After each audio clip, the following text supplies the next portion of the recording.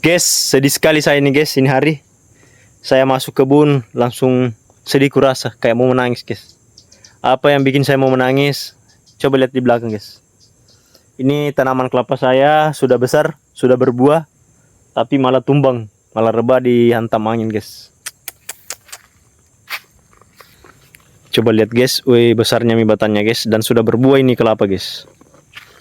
Kita spill dulu ya, sudah mengeluarkan buah-buah ya. Nah itu dia, sudah berbuah guys, tapi malah tumbang, kasihan. Baru tumbangnya lagi nih guys, tumbang ke kebun saya guys. Tumbang ke tanaman coklat saya. Ah, itu tanaman coklat saya ditimpa guys, tertimpa. Seandainya ini lari ke empang, tidak ada masalah guys. Karena di pematang empang ini kosong ji, kosong. Tidak ada tanaman di sana. Jadi kalau lari ke sana ya tidak ada masalah. Tidak ada tanaman yang dirugikan. Tapi ini malah lari ke kebun saya guys, ke tanaman coklat saya. Aduh.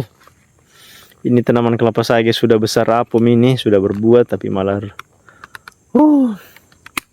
saya mau bersihkan dulu guys. Karena sayang sekali tanaman coklat saya guys. Dikena kasihan.